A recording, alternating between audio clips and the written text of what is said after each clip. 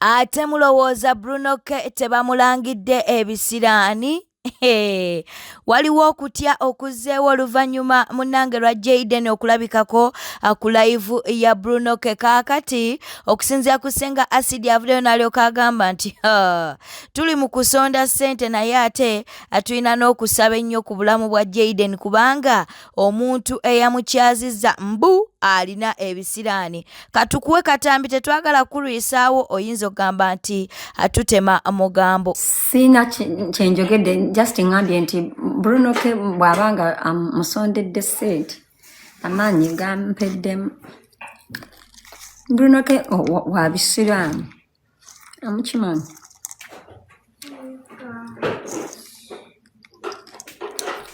Tumusabire era tajja kwetaaga kati ssente zokka, ajja kwetaaga ssente, ajja kwetaaga ssente ne Sarah.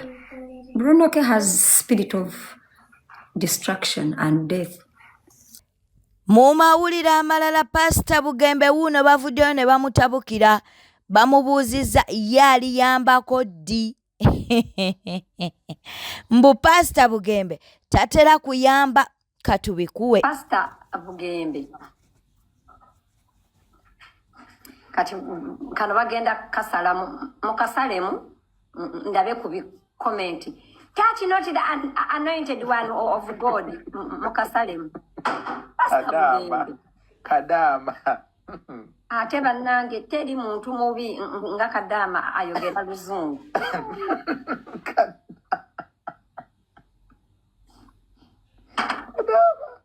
Pastor Bugembe, at what point in this life do you ever come out and help for a public cause? Thank when you. Uganda, Thank when Ugandans are asking for help? Help. Actually, I was nothing in that you earlier. I'm glad you saying what you when. Pastor Bugembe, wajja wano n'otuyimbira ennyimba era nze nayambala akasaati ka yero. Nali ku street era n'otunyumiza nali ku street. Pastor Bugembe wali okozeeyo wadde achalite drive ey'abaana b'oku street nga street ye yakukuza. Bagenda gamba ayina abaana bangi bayamba ku kyaki ye si kyentegeeza. Pastor Bugembe, Pastor Bugembe, you have money.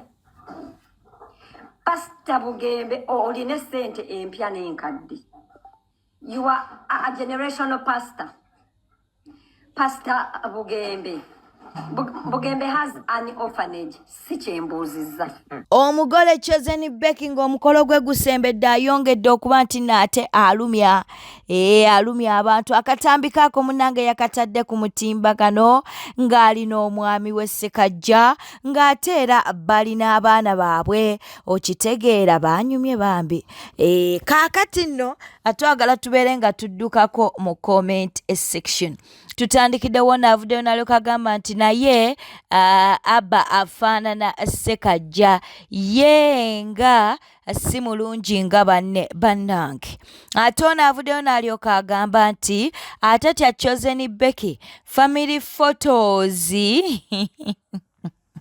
Mannange ono n'agamba nti munnamasaka jju bw'atyo bw'agambye ono ye munnange n'afuna akasajja ku mutima n'agamba nti kale tebinyumye. Ye bw'atyo bw'avuddeyo n'abeera ng'ate agamba tweyongeddeyo mu comment section oluvannyuma lw'akatambi ako munnange nga Chosen Becky yeekubisizza ebifaananyi n'omwami we kw'ossa n'abaana. Kaakati ono agambye nti Ssekajja naye yafuuka mwana wa Becky bw'atyo bw'agambye. Okitegeera. Kaakati nno ne tweyongerayo omulala ye agambye atya. Ono avuddeyo n'alyoka agamba nti ennyindo eringa ambuleera bannange. Ono ate n'agamba nti bannange obwavu kibi nnyo. Lwaki ayogedde bw'atyo nange simanyi. Ono agambye nti oba Ssekajja awulira atya ku mutima ng'abaana ababo bali eri ye Mukama tusaasire. Bw'ati bw'avuddeyo n'alyoka agamba. Ono n'agamba nti Ssekajja bamusibyeko obwana. Tali kiddira. Bw'atyo munnange bw'avuddeyo n'abeera ng'ate agamba kkiriza tubeere nga tweyongerayo. Mu mawulire amalala munnange Eddie Kenzo anti kati alinga eyafuuka omwogezi wa NRM wuuno alina ky'agamba. Embeze waffe tayinza mugenda mu debate kubanga teyandibadde fair. Bwe kati abaagenda banyumyayo ki? Naawe ekyo kyebuuzi. No, ge mazima. Okyalina kyojjukira. Abagenda mu debate. Nze nkubuulidde abantu bayogera ku copyright naye nga copyright tuli mugikolako obudde bwonna era kasita parliament resume nga byemu kutandikira. Copyright management system is done. Tugenda mu sensitization after campaign. So ebyo byonna twabikolako. Twalinda ebipya nga tubiraba. Kkiriza tubeere nga ate tuyingirako mu lutalo oluliwo wakati wa Tamale Mirundi Junior kw'ossa ne Sharomu ate nga ne Shamim Mayanja twogera ku Zubeda naye olutalo luno alulimu oba balumugaseemu. Simanyi oba oli ttiimu ki naye mu byonna ffe twagala tubeere nga tubikutuusaako nga we tubifuna. Zubeda toddamu kukola interview erimu maama wange. Zubeda byantalo mpulidde bulungi. Wano fulu figa yali avuma nnyoko. Nze yakuwolereza gwe Zubeda. Manyi naawe amagezi go matono. Zubeda njagala ojjukire nnyo. Zubeda toddamu kukola interview erimu maama wange. Ebirala byonna nze sirina buzibu. Wano Zubeda fulu figa asiba avuma maama wo. It is me. Eyavaayo nengamba fulu figa kyokola kikyamu. Nenkubira muwala wa Jeno Sale Musale. Nenkuyita Zubeda. Saagala ate weerabire mangu. Bu video tubulina nga bakukuba nga bwetonda. N'ensonga ezakubya tuzimanyi. N'omubumuka gwa leo kinosinkana waali. Tujja muleeta mu kamera. Nti saafuna accident ebyo bijja kutwaza mu kooti biveeko. Ebya accident gye nafuna bireke. Saagala ate bajje wano banneegayirire. Junior, Shalom tomusiba ebyo bireke muganda wange. Nze Shalom nvuma buli kimu ebya accident yange bireke.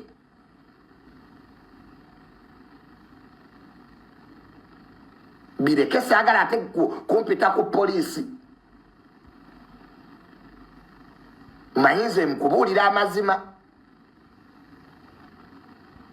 Accident gye nafuna yo sooka ogireke. Tomanyi lwaki tudde amagye gankuuma. You don't know why I was given UPDF to protect me. Tebampa ku police. Tebampa ku VI bampa magye. You don't know my brother. Ebyo ebintu bireke Shalom. Nvume ebirala ebya accident bireke. Saagala ate kuddawo tudde mu byantambi bye yalimu. Nze Shalom nkolera ebintu bibiri. Nvuma buli kyoyagala. Maama wange mujeemu ebya accident bijeemu bijja kuleetera obuzibu. So agenda alimba abantu mbutwogera. Mpa kumeteza ffe nga twogera. Zimpe. Mpa kumeteza ffe nga twogera. Mboyo Shalom twogera nayo twogera ku ki? Siri bachaliwo nakuba siri bachaliwo even after life ne wendi banti emyaka emika. Nataddemu n'oluwalabu. La abada wala abada. Mirembe na mirembe siri beera chaliwo. Zonne wendi banfudde nga ndi mukabule nako olusooka ndi wanyiko mukone ngamba Katonda. Waliwo ekimmonde kyambonyabo nya ekimmonde kyekyengera. Leka kulimba abantu bwafuna accident nga sa accident. Tumanye ekyakukubya muwala gwe. Tumanye ekyakukubya. Tuli kwani. Tumanye ekyakukubya muwala gwe. Waliwo ggwala lyekyengera. Tumanye ekyakukubya kimmonde gwe. Tonsinga ssente. Tonsinga kuba bulungi. Tonsinga mamotoka. nze gwoliko nina emmotoka 2 nina Mazida ne Nuwa. Shalumu okyapangisa osula ku mizigo tomanyi nawe basiba musingi gwanju ebyo byobeera eyo ne weesudiya mu batakumanyi omulimu gw'otunda ddagala Ganda byomanyi ebyo. So Shalumu toyina kyonsinga mukwano, toyina kyonsinga, toyina nnyumba okyapangisa ebyo byodde eyo ne weerimba Emitiana nenayo eka zange nnya Shalumu ffe tulina amataka. I have land. Tewaliwo YouTube nsinga ttaka. Ekyo kati genda okole research. Tewaliwo YouTube nsinga ttaka. Era njagala tuve wano tugende mu Ministry ya Lands. Olabe erinnya lyange. Muve mu byokwesudiya. Anti okoppa kasuku. Olowooza kasuku waba alina ssente naawe oyina. Shalumu toyina kyoli. You are just a young boy. Gula muzigo gwogeze mabinago. Wekuba empiso z'amabeere nga kiwudde kyasama. Mbu mujja mta family zammwe mu kamera tetwa bakazi bammwe bitiibwa. Gwe njagala ompeyo statement mwali akwogeddeko mwono mukazi wacu n'ekimmonde. Kale fasife bakimanyi tulina abakyala era tubaswaza naye ate ggwe vakone wo staging mu kamera ngogonje yankola sima gundi tabanko nanga tomukwanangako tonyo ndikaye wefanana because it's not your thing.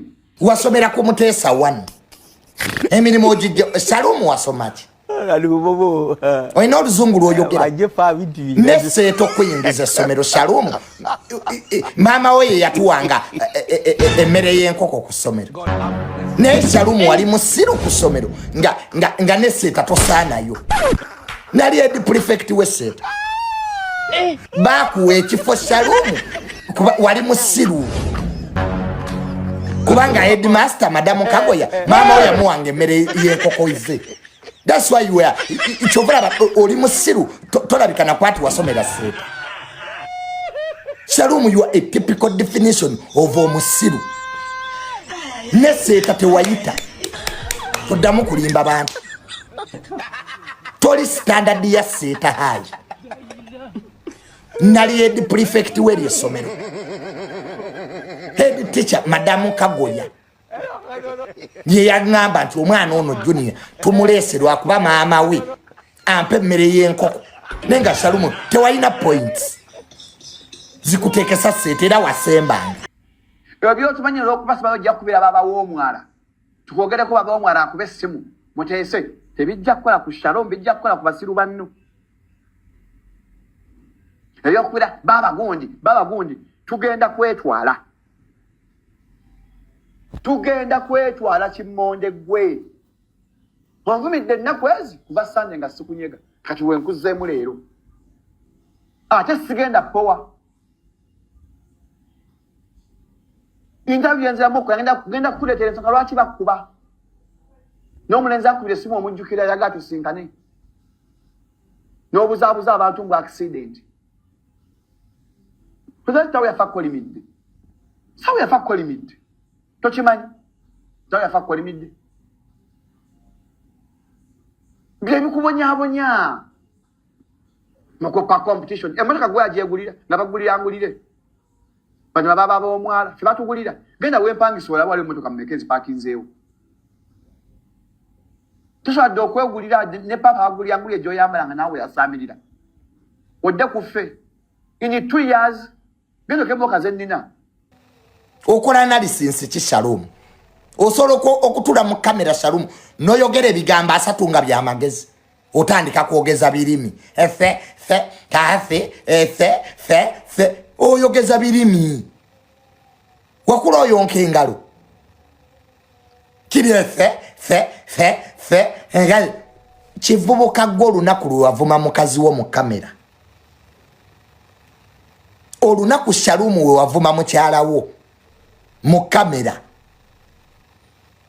Kasuku nakolera damage control singa wayiga. No mala gwe kenyine Shalumu notuga nti mama wo yakwata mama wo omuto. Gwe wabyeyogerera. Mbu mama wange omuto ye ebyo babyogera mu bantu. Can you say mama wo omuto yakwata? Era ng'okoppa Kasuku onoonya emboozi zikubuze. Nekigere kitula mu kamera ensi bwe yakumanya nti toyina magezi. N'abantu abafiiriddwako abantu basikidde ebyobugagga bwasikira empute za Nairo. Naawe yasama. And let me tell you, you will never be your father. Learn from your father. He died a disappointed man. You want to take the same path? Chitawe ya famu sanyufu. Nkuluze gabi asemba yokwogera. Chitawe asemba yokwogera abikujukizo byera bidde. Chitawe ya famu nyivu nga akwali midebuli muntu yevu mensi lwaki because yagala okweyisanga gwe. Nja kwogera buli kimu sijja bana mukwano. You cannot be your father. You can't. Abantu basikira mugagga wangu asikira empute za Nairo. Mpozi nakafuya tulanga ku Joyster. Ate kyacho wansikidde mpozi bakazi ku best nate gwa bakazi sisinkolayo. Omusika wa yasikira empute za Nairo. Ali kwa waje ateesa. Takola nga the birthday kapa jali newaka. Na ali kufa abakoze show ye selling out. Ayogera kwa waje azwake ebirowoozo. Kiringe enyindo ya Chosen Becky atwanga obubina bwali lipazo. Nebiro ne byefera. Maiba YouTuber mwefera fera abamo ne mwogeza importance muri banako. Omuntu akuyamba omuwe biragiro. Izere right. Wama muwe Jayden sente bananga abasobola tuyambe Jayden. Ate kavubuka gwe Jayden tukuyamba. Kyose emekwano. Abo boli mu bafu. Gwe Jayden tukuyamba ne kyose emekwano. Gwe mulwadde gwakera mu ngambo. Takana ko nawe mukogeza sikosero zikamazeo. Gwe Jayden tukuyamba okuddamu kulaba ku YouTube ngo yasamiridde. Oli mulwadde gende waka webake. Neba kogeza nekava ku YouTube eno nekadda kwenu nekava kwenu nekadda kwenu. Tukuyamba this time. Hey. Full figure bamuli bubi munnange bintu si birungi katuwere nga tukuwa akatambi kan. Full figure unya. Nobody events gemanyi generation of promoter. Yaro ulize debelini. Debelino. To recording agwe mulagendo tumutunuza mu kamera wabana obusungu tokwata. Nekigambe mirundi mutwalo. Buli muntu anyiga ekyo kunyiga kyabo namyalo bamukubye. Ekyo kunyiga kyabuntu omuntu onyiga noyogera ekigambo kyonna mu busungu.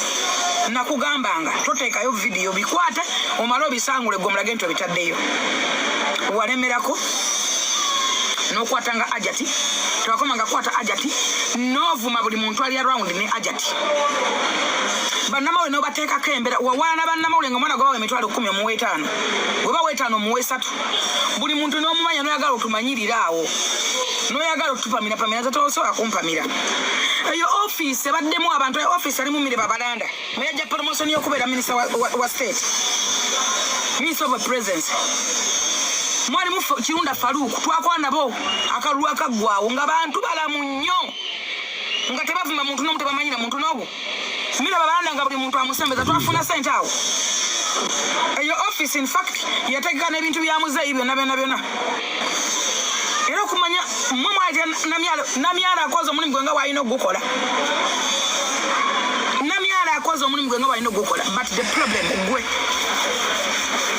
buli muntu ali close na namyalo muwalana abana mbajja mu sente mu nkukutu wagenda no waso yo mukazi omukadde oyo mukadde oyo mulala atambane namyalo n'omwe bakako nawe oli kasajja kakulu akuba nti wakona naye olw'okuba nti notwerekereza ebintu ebimu nemberekereza mpola Robert Suwa njija sijja nenga serekereza namyalo n'omukolera abalabe okuva ku secretariat paka ku state house nga gwa kuli yes nobody events natera generation of promoter bakuntagingire mweno video True Leader sebo muntagingire mu Hajati Hadija Namyalo waliwo n'omuwala n'atera okukola ne True Leader erinnya lyerabidde maama Mariam. Yes, ne Mariam nawe bakuntagingiremu kuba mweno video bakwogeddeko yego w'amabina amanene gw'abadde agamba. Hajati Namyalo nkulamusizaako mukwano, nze omanyi bulungi nze Nobert era nkwagala nnyo era byonna ebigenda mu maaso ffe tubimanyi, naye omuntu omulungi Katonda yasinga okumusasula empeera ze. Hajati Hadija Namyalo oli mukazi mulungi, olina omutima omulungi, oyagaliza. Ekirala omanyi omuntu wa wansi. You are the best. You are the best. You are the best mobilizer of 2021 to 2025 NRM have had. Ekyo nkyogedde. Abanyiiga banyiige, abafa bafe. Hajati bino yadde ono asinze kwogera ku True Leader, neno video njiweereza gwe era ebigambo bino bibyo. Hajati Hadija Namyalo ono full figure yabadde ayogerera omumanyi. Nze ng'omuntu yasooka n'anzigulako olutalo mu ofiisi yeeyo ng'alaga nti nno nkukulwana. Naye ekirungi mu byonna wazuula ekituufu nti Nobert talina buzibu. Njala nkujjukize Hajati olina ne lwali ompadde omulimu, ng'omulimu ogwo gw'ekiboga nkuwe stage ne sound era ng'onnyongedde emirimu emirala 4. Bwe nakola omulimu gw'olw'omukaaga ku Lwesande full figure n'apanga n'abalala ab'SFC ne bankwatira ku kisaawe Kololo ng'awaabye nti nze namukuba nga n'ekyali evidential saakuba ku muntu oyo.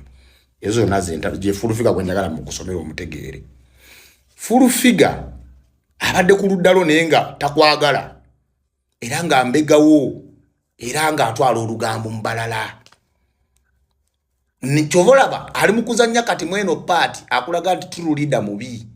Tebakulima nti True Leader ayinza okulyamu olukwe Hajati Namyalo.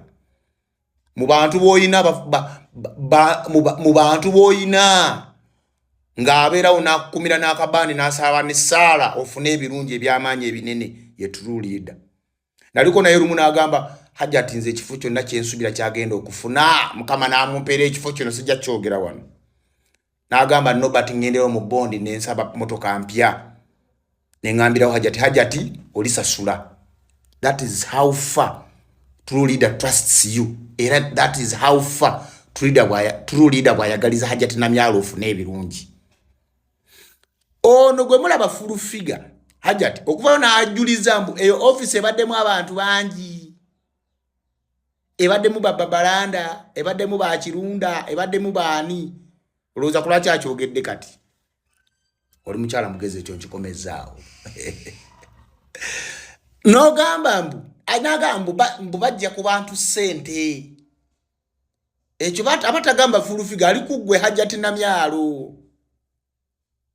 Mbu True Leader akoledde Hajati Namyalo entalo zitya. Mbu amulwanyisiza secretariat. Kugamba golaba True Leader ina capacity erwana olutalo ne secretariat ye NRM kibi. Gundi secretariat enambe ya NRM. What kind of shallow-minded person is full figure? Really? Shallow-minded. Mbu namulwanye entalo ne Meja Emma ne Jeni baani katika tolungezako kwegula mubali ne bakumanyi ngamaliza makatambi kano njagala wa manku w'ekituufu. Full figure bamutuuziza mu meeting eyo kampu ya Eddie Kenzo. Era obusungu bwalina ku musajja watu True Leader kuwaana nnyo Bebekulu nakulaga Bebekulu byasobola na byakoze. That is the point. That's the case. That's the matter. Full figure stop beating around the bush. True Leader talina buzibu ku Hajati. Era gwe wamwinako bubezi na bujja talina musango. Bwete tambudde obadde mulabi mulungi olakwekuumira ku Newspark channel. Kankusaba ngo subscribinga, olikinga n'okuleka obubaka bwawo mu comment section. Beera bulungi, weeraba.